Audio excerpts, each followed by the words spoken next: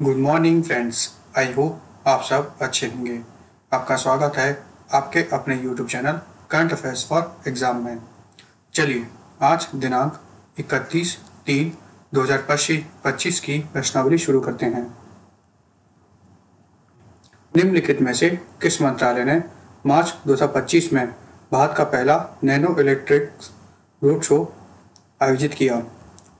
नागरिक उड्डयन मंत्रालय, विदेश मंत्रालय, इलेक्ट्रॉनिक्स और सूचना प्रौद्योगिकी मंत्रालय, भारी उद्योग मंत्रालय।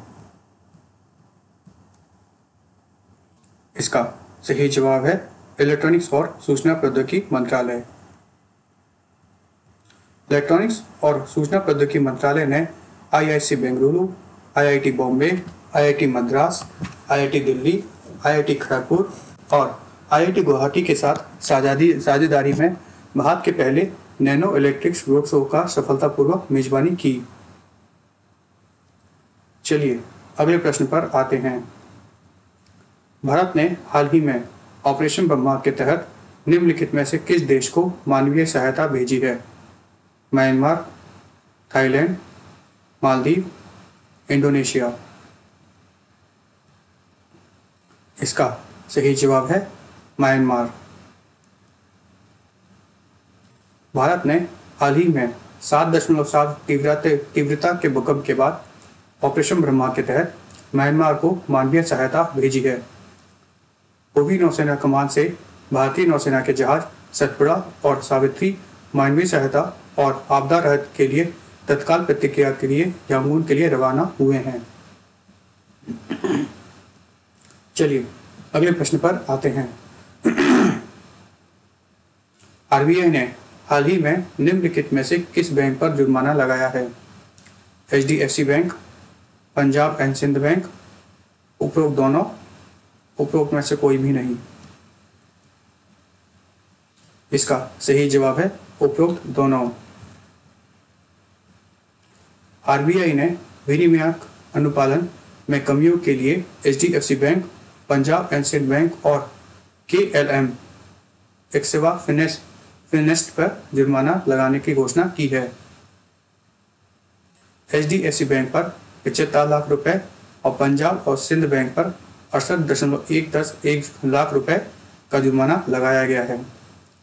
बैंकिंग विनियम अधिनियम 1949 के तहत अपनी शक्ति का प्रयोग करते हुए आरबीआई ने इन बैंकों पर जुर्माना लगाया है। चलिए अगले प्रश्न पर आते हैं। एसडीजी रिपोर्ट 2024 में भारत की रैंक क्या है? 105, 107, 108, 109। इसका सही जवाब है 109। एसडीजी रिपोर्ट 2024 के अनुसार भारत ने 63.99 अंक प्राप्त किए और 166 देशों में 109वें स्थान पर है। शीर्ष 5 देश हैं फिनलैंड, स्वीडन, डेनमार्क, जर्मनी और फ्रांस। एसडीजी का मतलब होता है सस्टेनेबल डेवलपमेंट गोल। सतत विकास रिपोर्ट वार्षिक समीक्षा प्रदान करती है और देश सतत विकास लक्ष्यों की दिशा में कितनी अच्छी तरह आगे बढ़ रहा है, जिन्हें 2015 में 193 संयुक्त राष्ट्र सदस्य द्वारा अपनाया गया था।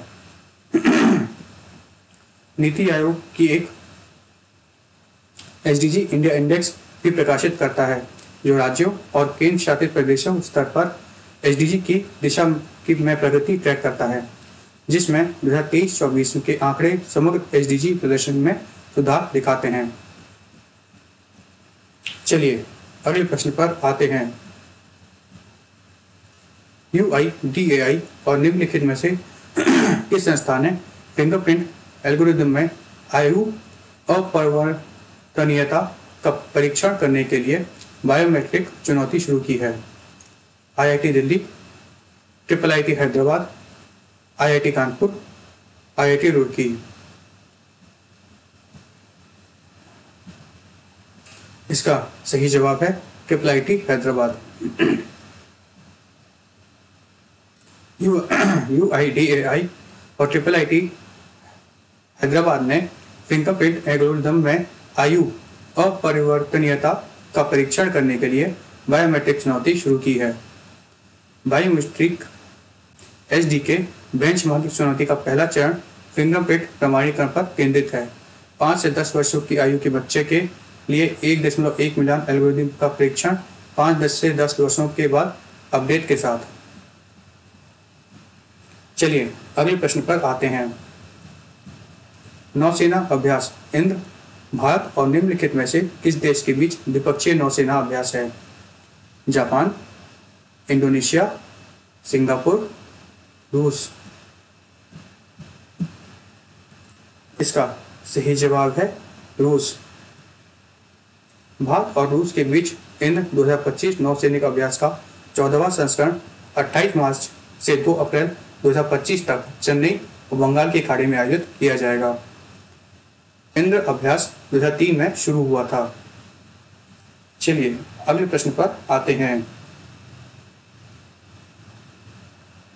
अंतर्राष्ट्रीय रामायण एवं वैदिक शोध संस्थान ने निम्नलिखित में से किस देश में रामायण सम्मेलन का आयोजन किया? नेपाल, श्रीलंका, भूटान, मॉरिशस।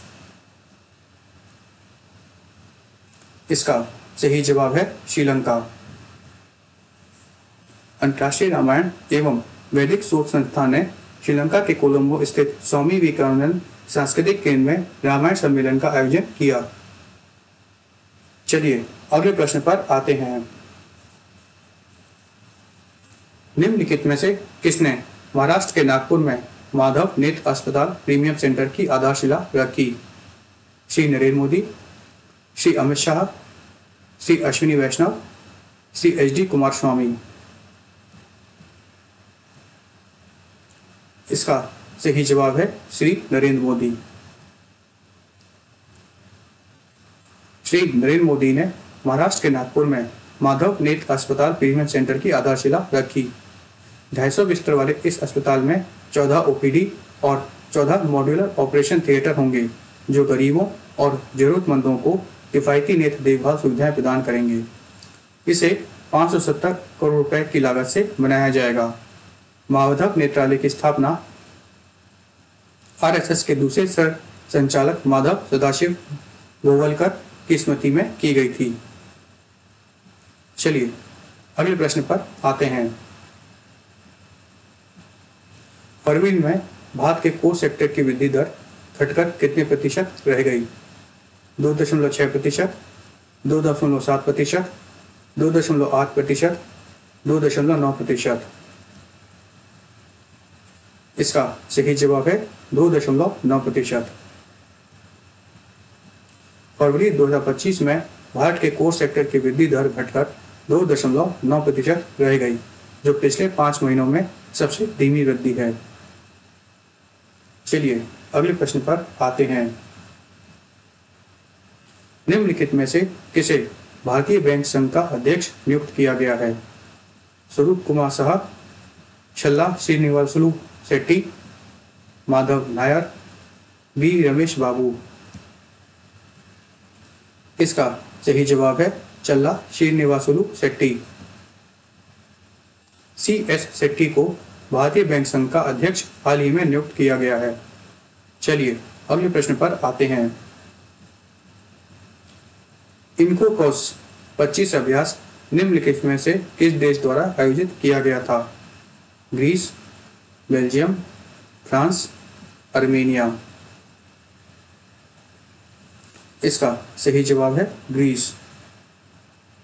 इन्कोकॉस 25 ग्रीस के हेलेनिक वायुसेना द्वारा आयोजित एक द्विवार्षिक बहुराष्ट्रीय वायु अभ्यास है।